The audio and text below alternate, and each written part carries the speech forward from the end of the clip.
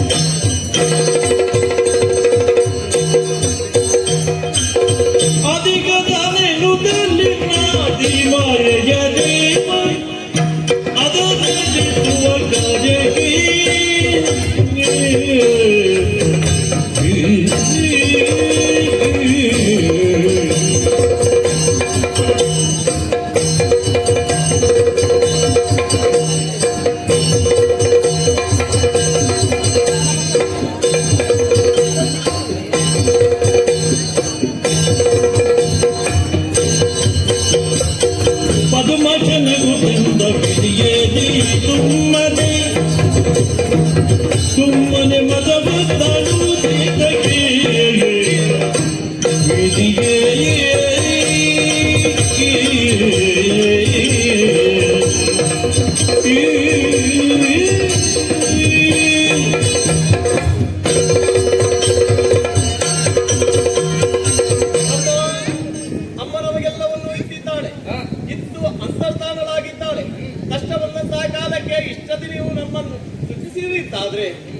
ಪರೋಕ್ಷವೋ ಪ್ರತ್ಯಕ್ಷವೋ ಒಂದು ಸಲಹೆದ್ದೇನು. ಅಮ್ಮ ಎಲ್ಲ ಹೇಳಿದ ಮೇಲೆ ಅಮ್ಮ ನಿರ್ಗಮಿಸಿದ ಸಂದರ್ಭ ನಿನಗೇನೋ ಒಂದು ರೀತಿಯ ಮತ ಆವರಿಸಿತೋ ಏನೋ ಮಾಡ್ತಾ ಇದ್ದಿ. ಎಲ್ಲವೂ ಪ್ರಾರಂಭ ನನ್ನಿಂದ. ನಾನು ಮಾಡಬೇಕಾದ ಕೈಂಕರ್ಯವೇ ಅಧಿಕವಾದ ಕಾರಣದಿಂದಲಾಗಿ ನಾನೇ ಯಜಮಾನನಾಗುತ್ತೇನೆ. ನಿನ್ನ ಮಾತು ಕೇಳಿದಾಗ ಸ್ವಲ್ಪ ನಗು ಬಂತು. ನನ್ನ ಮುಖವನ್ನೇ ತಿಟ್ಟಿಸಿ ನೋಡುತ್ತಾ ಇತ್ತು. ನಿನ್ನನ್ನು ಅಪಹಾಸ್ಯ ಮಾಡಬೇಕು ಎನ್ನುವ ಕಾರಣಕ್ಕಾಗಿ ಆ ನಗು ಬಂದದ್ದಲ್ಲ. ಬಾಲಿಶವಾದಂತಹ ಮಾತುಗಳನ್ನು ಬ್ರಹ್ಮ ಆಡುತ್ತಾ ಇದ್ದಾರಲ್ಲ ಎನ್ನುವ ಕಾರಣಕ್ಕೆ. ಬಾಲಿಶವ ಮತ್ತೇನು ಹೇಳು? ಪ್ರೌಢತೆ ಇರುವ ಆ ಮಾತನ್ನೇ ಆಗಿದೆ. ಅಮ್ಮ ನಮ್ಮೆಲ್ಲರನ್ನು ನಿರ್ದೇಶಿಸಲಿಕ್ಕೆ ಇರುವಂತಹ ಹೊತ್ತಿಗೆ ಯಾಜಮಾನ್ಯವನ್ನು ಹೊಂದಬಹುದಾದಂತಹ ತಾಯಿ ಇರುವ ಕಾಲಕ್ಕೆ ನಾವೆಲ್ಲರೂ ಅವಳ ಕೈ ಕಿಂಕರರಾಗಿ ಅವಳು ಹೇಳಿದ ಮಾತನ್ನೇ ನಡೆಸಬೇಕೇ ಹೊರತು ನಾವು ಗರ್ವವನ್ನು ತಳೆದು ನಾವು ಶ್ರೇಷ್ಠರು, ನಾವು ಹಿರಿಯರು, ನಾವು ಹೇಳುವುದಕ್ಕಿರುವವರು ಅಂತ ಹೇಳಿದ್ರೆ ನಮ್ಮಲ್ಲಿ ಕಚ್ಚಾಟ ಎನ್ನುವುದು ಪ್ರಾರಂಭ ಆಗುತ್ತದೆ. ಆ ಕಚ್ಚಾಟ ಎನ್ನುವುದು ಇರಬಾರದು. ನಾವು ಮೂವರು ಒಂದಾಗಿದ್ದು ಅಮ್ಮನ ಆಶಯ ಏನಿದೆಯೋ ಸೃಷ್ಟಿ ಮಾಡುವುದನ್ನು, ಪಾಲನೆ ಮಾಡುವುದನ್ನು, ಕೊನೆಯಲ್ಲಿ ಲಯ ಮಾಡುವುದನ್ನು, ಇದೆಲ್ಲವನ್ನು ಒಂದಾಗಿ ಸೇರಿಸಿಕೊಂಡು ಅಮ್ಮನ ಇಚ್ಛೆಯಂತೆ ನಡೆದರೆ ಅಮ್ಮನಿಗೆ ತಕ್ಕ ಮಕ್ಕಳಾಗಿ ನಾವು ಇರುತ್ತೇವೆ. ಅದನ್ನು ತಪ್ಪಿದ್ರೆ ಮತ್ತೆ ನಮ್ಮ ಕಾರ್ಯಗಳೆಲ್ಲೆಲ್ಲೋ ಸಾಗಿ ನಮಗೂ ಚಿಂತಿಸುವುದಕ್ಕೆ ಅವಕಾಶ ಇಲ್ಲದ ಹಾಗೆ ನಡೆದು ಹೋಯಿತು ಅಂತಾದ್ರೆ ಅಮ್ಮನೇ ಕೋಪಗೊಳ್ಳುತ್ತಾನೆ. ಆದ್ರಿಂದ ಹೇಳ್ತಾ ಇದ್ದೇನೆ, ಇಲ್ಲಿ ಹಿರಿಂದ ನಾ ಎನ್ನುವುದು ಬೇಡ. ನಿನ್ನ ಕೆಲಸವನ್ನು ನೀನು ಪ್ರಾರಂಭ ಮಾಡು, ನಂತರ ನಾವು ನಮ್ಮ ಕೆಲಸವನ್ನು ಪ್ರಾರಂಭ ಮಾಡುತ್ತೇವೆ. ಇದು ನಿನ್ನ ಮಾತು. ಹೌದು. ಯಾವನೇನು ಹೇಳಿ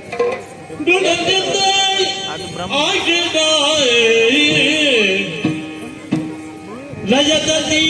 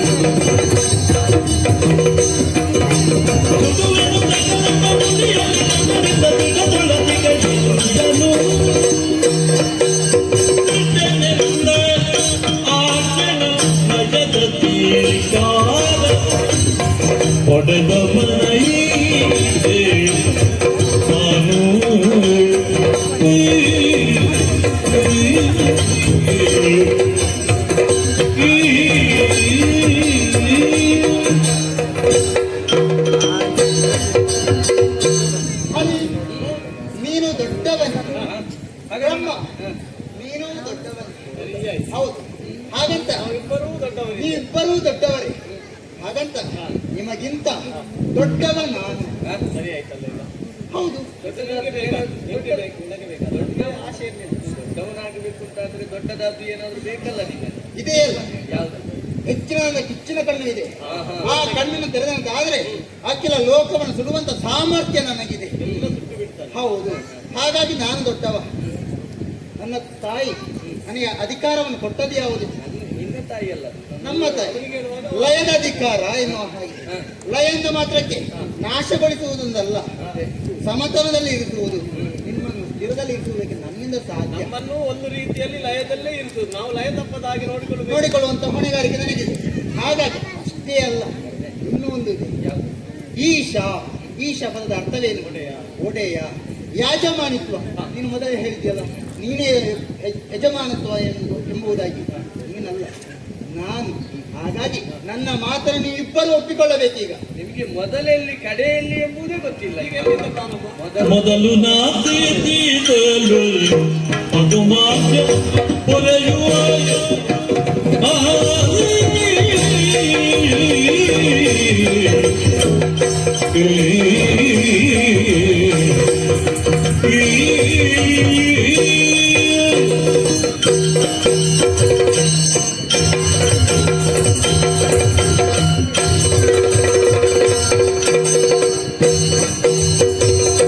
ಮೊದಲು ನಾ ಪ್ರೀತಿಸಲು ಅದು ಮಾತ್ರ ಪೊರೆಯುವ ಅದಹರನೆಯದುಳಿವ ಅತಿಗನ ಮೂವರು ಎಂದರ ಅತಿಗನ ಅದರಿಂದ ಮೂವರು ಇದನು ಬಿಡಿಯುವುದವ ಬಿಡದೆ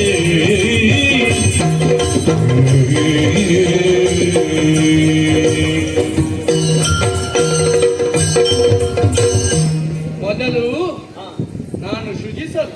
ಅಲ್ಲ, ನೀನು ಪ್ರಾರಂಭ ಮಾಡಿದ್ದು ನೀನೇ. ಹೌದು, ಇದು ಪ್ರಾರಂಭ ಮಾಡಿದ್ದು ಮೊದಲು ನಾನು ಎಂತದ್ದನ್ನು ಹಾ. ವಾದವನ್ನು. ಹೌದು. ಹೌದಾ? ಹಾ. ಇದು ನನ್ನ ಹೊಸ ಸೃಷ್ಟಿಯೇ. ಹಾ, ಇದೊಂದು ಹೊಸ ಸೃಷ್ಟಿಯೇ. ಗೊತ್ತಾಗಿದೆ. ನೀನು ಪ್ರಾರಂಭ ಮಾಡುವಾಗಲೇ ಗೊತ್ತಾಗಿದೆ. ಹೌದು. ಒಂದು ಸೃಷ್ಟಿ ಇಲ್ಲಿಂದಲೇ ಆಗ್ತದೆ. ನಿಮಗೆ ಏನಾದ್ರೂ ಇಬ್ಬರಿಗೂ ಕೆಲಸ ಕೊಡ್ಬೇಕಲ್ಲ. ವಾದ ಮಾಡ್ತಾ ಇರಬೇಕು. ಹೌದೌದು. ಮೊದಲು ನಾನು ಸೃಷ್ಟಿ ಮಾಡಿದ್ರೆ ಹಾ. ನಾನು ಸೃಷ್ಟಿಸಿದ್ದನ್ನು ನೀವು ಪಾಲಿಸಬೇಕು. ಈಗ ಹಾಗಾದ್ರೆ ನೀನು ವಾದ ಪ್ರಾರಂಭ ಮಾಡಿದ್ದನ್ನು ನಾನು ಪಾಲಿಸ್ತಾ ಇರಬೇಕು. ಹೌದು, ಪಾಲಿಸಿದ್ಯಾ? ಸರಿ ಮಾಡ್ಬೇಕು ಅಂತಂದ್ರೆ ಬೇಡವೆಂದಾಗ ಅವ ಲಯಗೊಳಿಸಬೇಕು. ಅದನ್ನು ನಿಲ್ಲಿಸುವುದು ನಾನು. ಹೌದು. ಅದು ಬೇಡ. ಹಾಗಾದ್ರೆ ಮೊದಲು ಇಬ್ಬರಿಗೂ ಕೆಲಸ ಕೊಡುವವ ಯಾರು? ಬ್ರಹ್ಮ. ನಾ. ಹಾಗಾದ್ರೆ ನಾನೇ ಯಜಮಾನ ಎನ್ನುವ ಹಾಗೆ ನೀವು ಅರ್ಥೈಸಿಕೊಳ್ಳಬೇಕು. ಆ ರೀತಿಯಲ್ಲಿ ಯೋಚನೆ ಮಾಡಿದೆ. ಹೆಚ್ಚು ಉದ್ದಕ್ಕೆ ನಾ ಮಾತಾಡುವುದು ಅಲ್ಲ, ಬೇಕಾದ್ದನ್ನು ಮಾತಾಡಿದ್ರು ಮಾತಾಡ್ಬೇಕು ಅಂತಿಲ್ಲ. ಅದಷ್ಟು ಸಾಕಾಗುತ್ತದೆ. ಹೆಚ್ಚು ಮಾತಾಡಿದವರು ಒಳ್ಳೆ ಮಾತಾಡಿದ್ರು ಅಂತಲ್ಲ. ಹಾ. ಮಾತುಗಾರರು ಅಂತ ಆಗ್ಬೇಕು ಅಂತಾದ್ರೆ ಒಂದು ಅರ್ಥ ಆಗ್ಬೇಕು, ಇನ್ನು ಅರ್ಥ ಆಗದೆ ಇರ್ಬೇಕು. ಮತ್ತೆ ದೊಡ್ಡವರು ಯಾವಾಗಲೂ ಅರ್ಥ ಇದ್ದದ್ದನ್ನು ಸ್ವಲ್ಪ ಹೇಳಿದ್ರೆ ಸಾಕಾಗ್ತದೆ, ಅದಲ್ಲಿಗೆ ತಾಗುತ್ತದೆ. ಸೂಕ್ಷ್ಮವಾದ ಶಬ್ದಗಳಿಂದ ಹೌದು. ಹೇಳ್ತಾರೆ. ಹಾಗಾಗಿ ನಿಮಗೆ ಇರುವವರಿಗಿಂತ ನಾನು ದೊಡ್ಡವನು ಎನ್ನುವುದನ್ನು ಒಪ್ಪಿಕೊಂಡು ನಡೆದ್ರೆ ಒಳ್ಳೆಯದು. ಏನೇ ಹೇಳ್ತೀನಿ? ಈಗ ನೀವು ಸೃಷ್ಟಿ ಮಾಡಿ. ಹೌದು. ಸೃಷ್ಟಿ ಕಾರ್ಯವು ಅಷ್ಟೊಂದು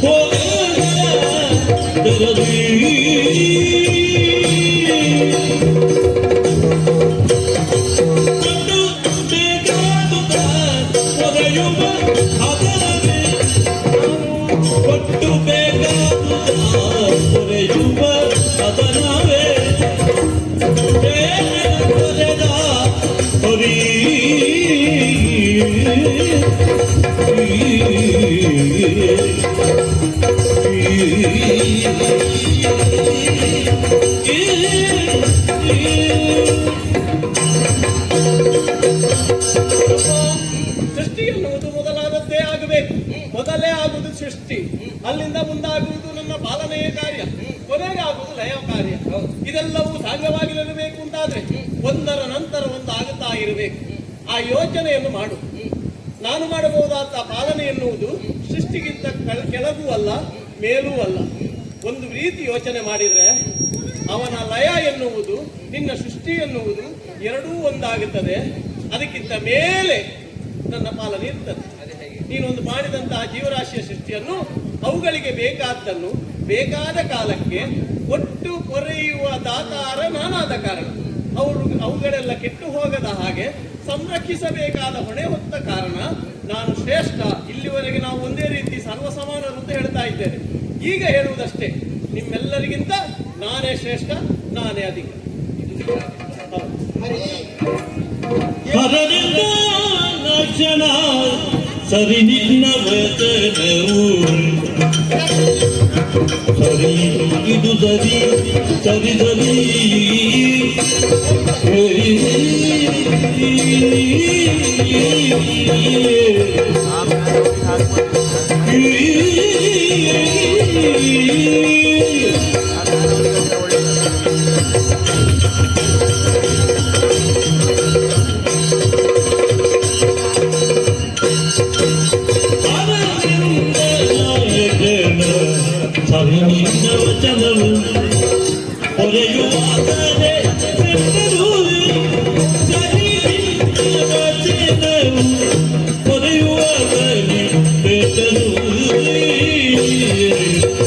ಅದಿಗದ ಎಮ್ಮನಿ ಭೇದವಿಲ್ಲದೆ ನಿನ್ನೋಳು ಅದಿಗದ ಎಮ್ಮನಿ ಭೇದವಿಲ್ಲದೆ ನಿನ್ನೋಳು ಜಗತ್ತಿನಾಗಿರು ನಾನು ನಿನ್ನೊಡೆ ಜಗವಾಗಿರು ನಾನು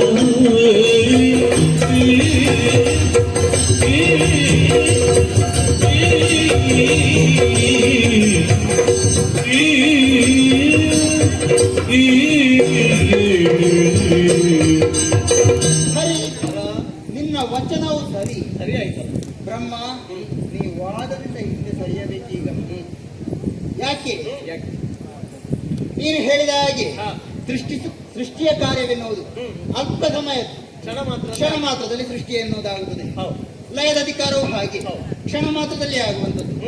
ಆದರೆ ಹಾ. ಪಾಲನೆ ಕಾರ್ಯ ಎನ್ನುವುದು ಆದ್ರೆ ಅವ ಮೊದಲೇ ಒಂದು ಮಾತು ಹೇಳಿದ್ದಾರೆ, ಏನೆಂದು? ಸ್ವಲ್ಪ ಕೆಲಸ ಮಾಡುವವನು ದೊಡ್ಡವನಾಗುತ್ತಾನೆ ಅಂತ. ಆದ್ರೆ ಪಾಲನೆ ಕಾರ್ಯವೆನ್ನುವುದು ಸುದೀರ್ಘವಾಗಿರುವಂಥದ್ದು. ಹಾಗಾಗಿ ನಿನ್ನ ವಚನವು ಸರಿ ಎಂಬುದಾಗಿ ನಾನು ಒಪ್ಪಿಕೊಳ್ತಾ ಇದ್ದೇನೆ. ಈಗ ವಾದ ಪ್ರಾರಂಭ ಮಾಡಿದ್ಯಾರು? ಬ್ರಹ್ಮ. ಅದನ್ನು ಪಾಲಿಸುತ್ತಾ ಮುಂದುವರಿಸುತ್ತಾರು ನಾನು. ನೀನು. ಇದಕ್ಕೆ ಅಂತ್ಯವನ್ನು ಆಡುವುದಕ್ಕೆ ನಾನು ಈಗ ಬಂದವನಿದ್ದೇನೆ. ಹೌದು. ಇದ್ದದ್ದನ್ನು ಲಯ ಮಾಡುತ್ತಾನೆ. ಹೌದು. ಹಾಗಾಗಿ ನಮ್ಮನ್ನು ಬಿಟ್ಟು.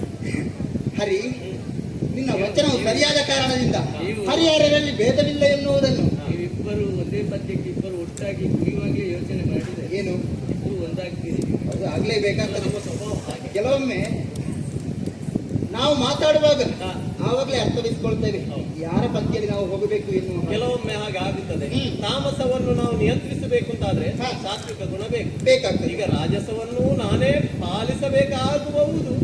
ಹೇಳಲಿಕ್ಕೆ ಆಗುವುದಿಲ್ಲ. ಹಾಗಾಗಿ ಹರಿಹರರಲ್ಲಿ ಭೇದವಿಲ್ಲ ಎನ್ನುವುದನ್ನು ಲೋಕಮುಖಕ್ಕೆ ತೋರ್ಪಡಿಸಬೇಕು. ಹಾ. ಹಾಗಾಗಿ ಹಾ. ನಿನ್ನಲ್ಲಿ ನಾನು ಐಕ್ಯನಾಗುವುದು